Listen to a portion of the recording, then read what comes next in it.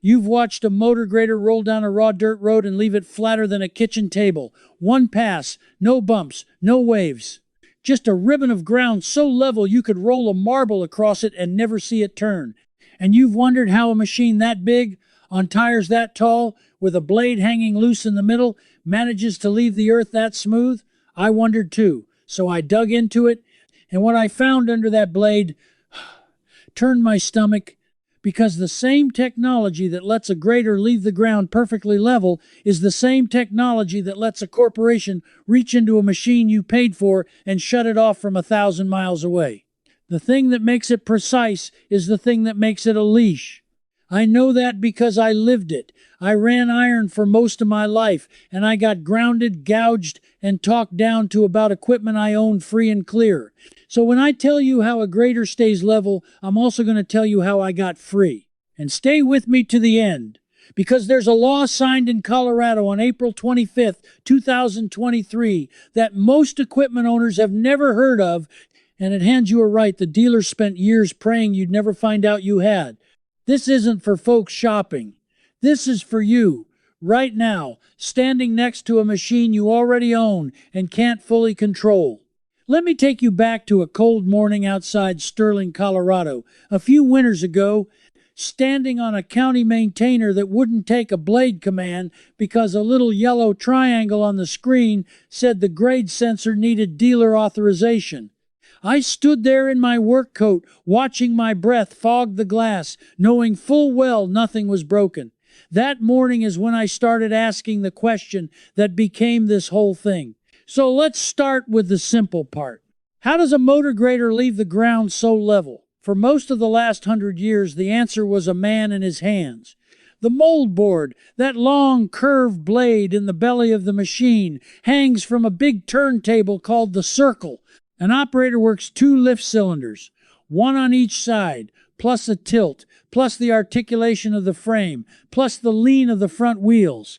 A good blade man ran 6 or 8 controls at once, reading the dirt through the seat of his pants, feeling the machine float and cut. It took years. Some said 10,000 hours before a man could truly finish a grade by feel. The level came from skill. And skill lived in the operator, not in the machine. That distinction is going to matter more than anything else I tell you tonight, so hold on to it. Then came the sensors. First, the cross-slope sensor, a simple gravity device that tells the machine how much the blade is tilted side to side. Then sonic tracers riding along a string line or a curb. The machine started holding a set slope on its own, adjusting a cylinder faster than any human wrist could. The blade stopped chasing the dirt and started holding a plane. But the real leap, the thing that leaves that glass-smooth finish you see on the highway, is grade control by satellite and laser.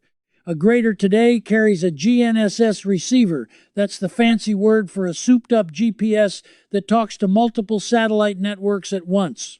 It pairs that with a base station on the ground and sometimes a robotic total station tracking a prism on the machine. Together they know where that blade edge is in space down to a fraction of an inch, side to side, up and down, in real time. The operator loads a 3-dimensional model of the finished surface, the design the engineer drew.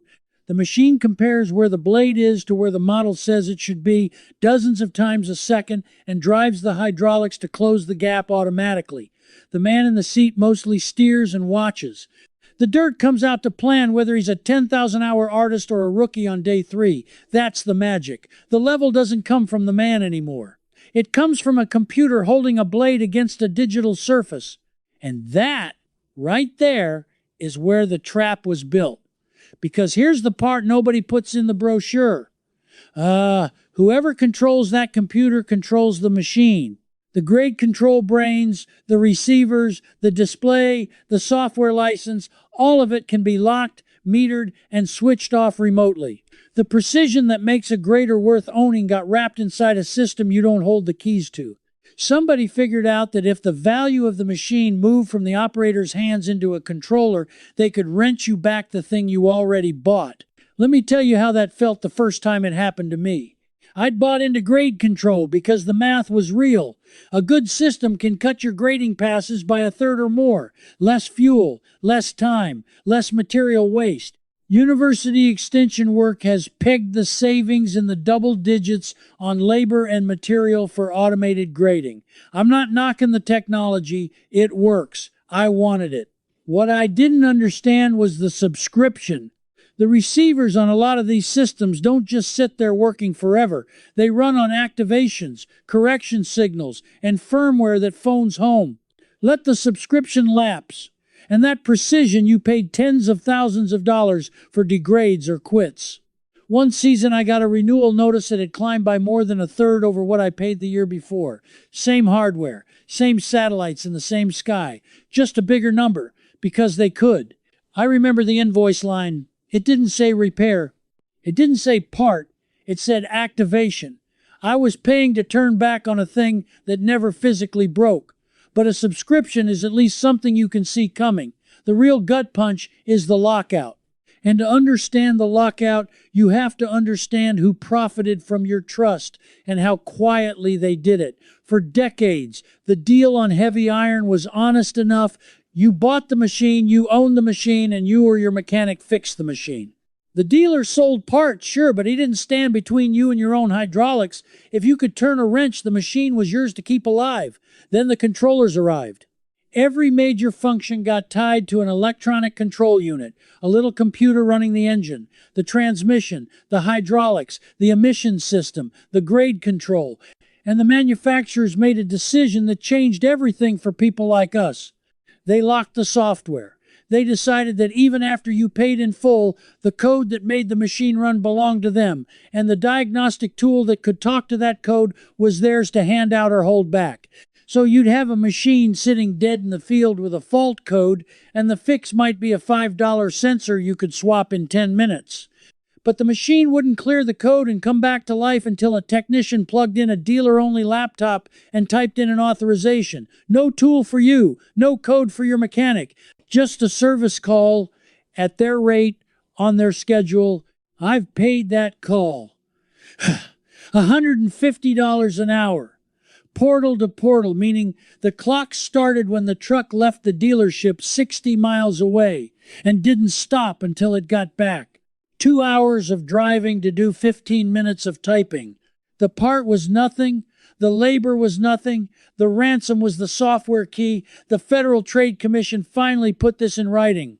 In May of 2021, the FTC released a report to Congress called Nixing the Fix. In plain terms, the agency found that manufacturers had erected repair restrictions with, quote, scant evidence to support them.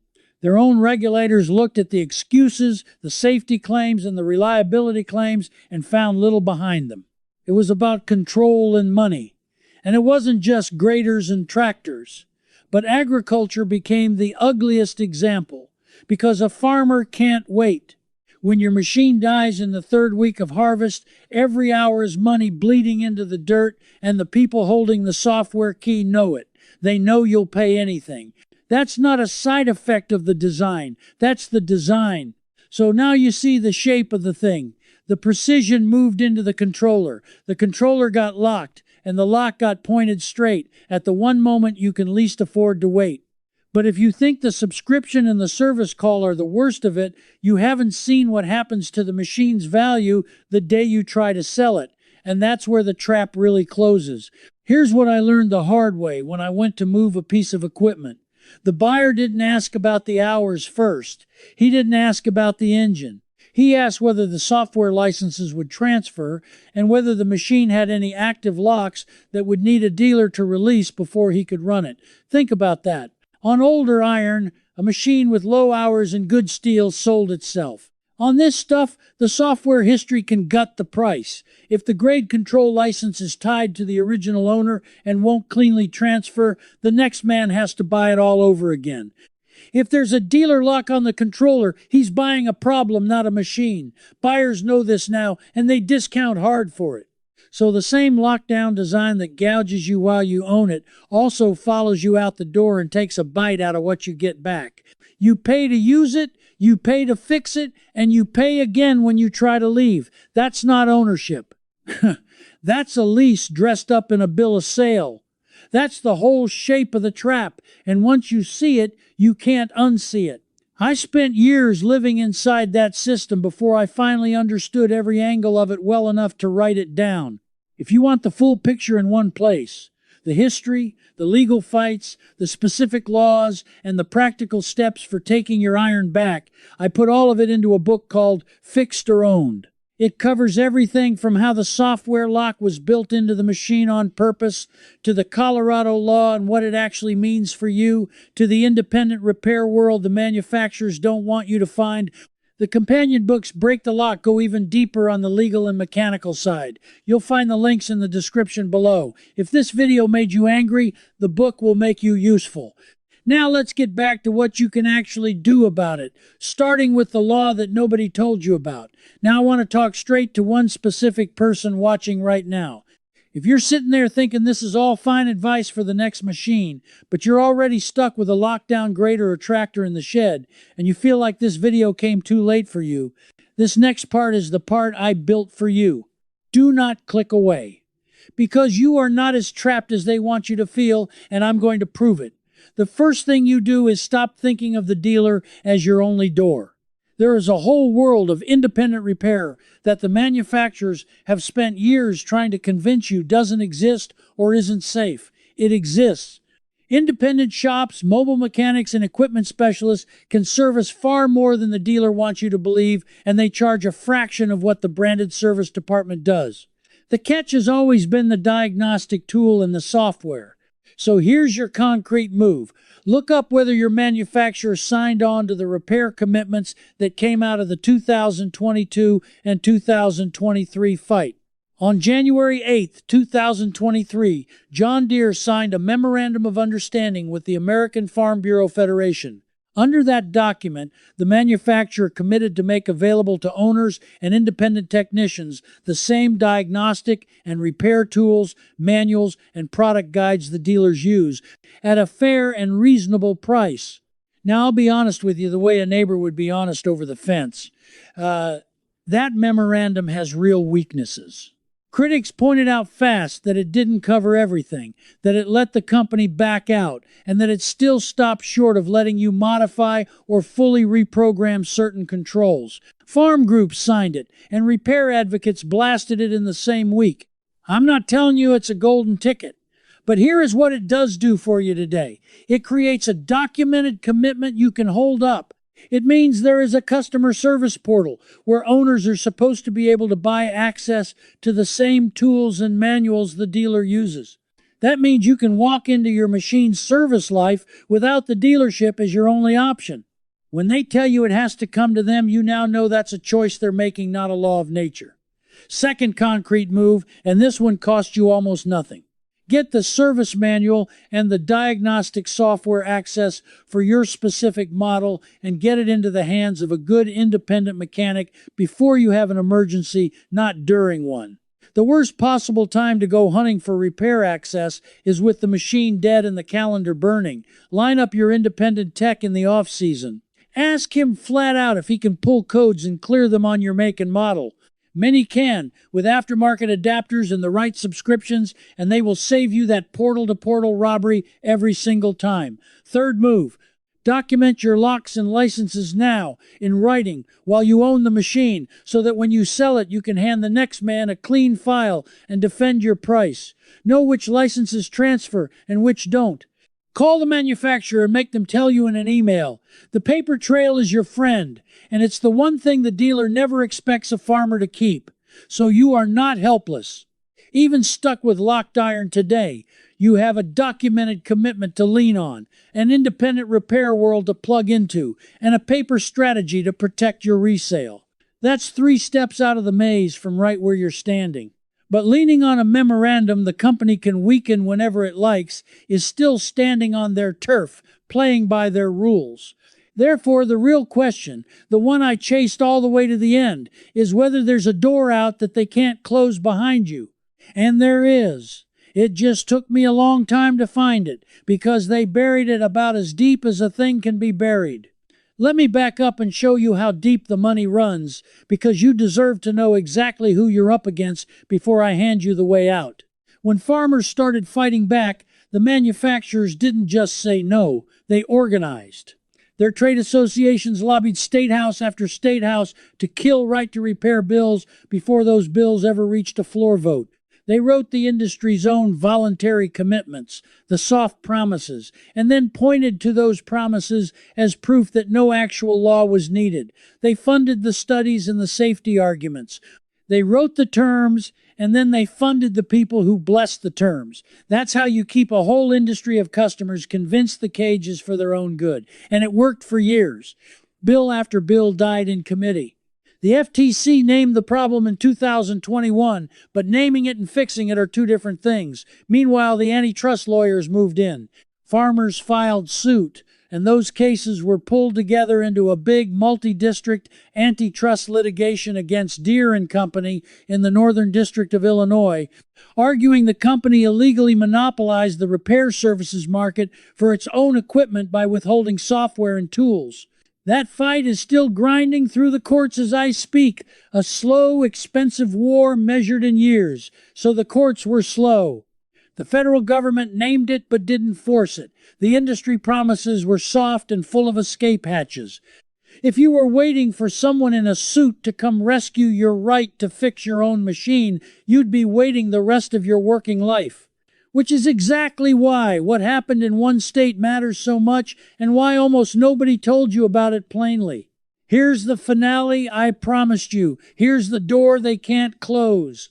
On April 25th, 2023, the governor of Colorado signed House Bill 23-1011, the Consumer Right to Repair Agricultural Equipment Act. It took effect on January 1st, 2024. And it was the first law of its kind in the entire United States. Not a voluntary memorandum the company can walk away from. Not a soft promise. A binding state law. What that law says is this.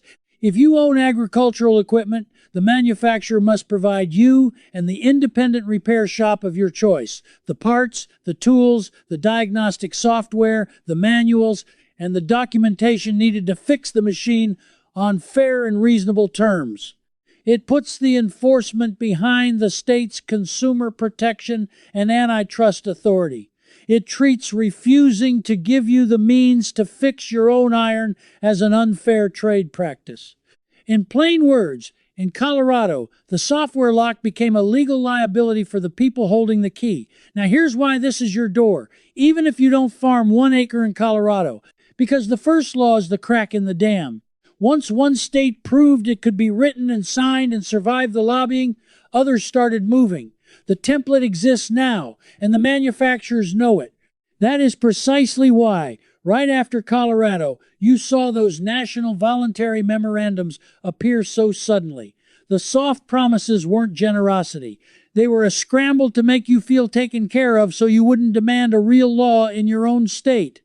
So the way out was buried in the fine print of one state house, kept alive by a handful of farmers and repair advocates who refused to let the bill die like all the ones before it, and now it's a real thing you can point to and build on. And here's what you do with it this week. Look up whether a right to repair bill has been introduced in your own state, and if it has, call your representative and tell him to pass the Colorado model by name, House Bill 23-1011. Legislators move when they hear from working people, not lobbyists, and almost nobody from farm country ever calls. Your one call counts for more than you think because the other side is counting on your silence. And in the meantime, understand what the Colorado law and the pressure behind it already won you, no matter where you live. It forced the manufacturers to open those customer repair portals. It gave independent mechanics leverage to demand tool access. It gave you the language to push back at the service counter. The dam has a crack in it, and water always finds the crack. Now let me close the loop on where all this leads, because getting free isn't only about fighting the company you're stuck with. It's about voting with your checkbook next time. Every year, more owners I know are doing what I finally did.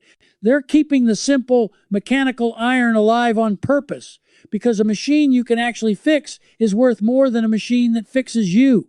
And they're looking hard at the independent and European alternatives, the makes that built their reputation on letting the owner keep the keys. Simpler electronics, open diagnostics, a design philosophy that treats you like the owner instead of a renter. When enough of us move our money there, the giants feel it in the only organ they have, which is the balance sheet. That's the whole escape, laid out end to end. The level ground comes from a controller. The controller got locked. The lock got aimed at your worst moment. But you have independent repair, you have a documented commitment to hold up, you have a real law proving it can be done, and you have the freedom to spend your next dollar somewhere that respects you. Every one of those is a step, and together they walk you clean out of the maze. Here's the truth I came to after standing on that cold maintainer outside Sterling. They didn't sell me a machine that morning. They rented me back the one I already owned, and the day I stopped accepting that was the day I got my independence back, the same independence that's supposed to come standard with the word owner. You're the kind of person who checks your own oil, who fixes what breaks, who buys iron meant to outlast you and pass to someone who'll respect it. Nobody with a subscription model and a portal-to-portal service truck gets to tell you that you can't touch what you paid for. That was never their call. It was always yours. So tell me one thing down in the comments and be specific about it.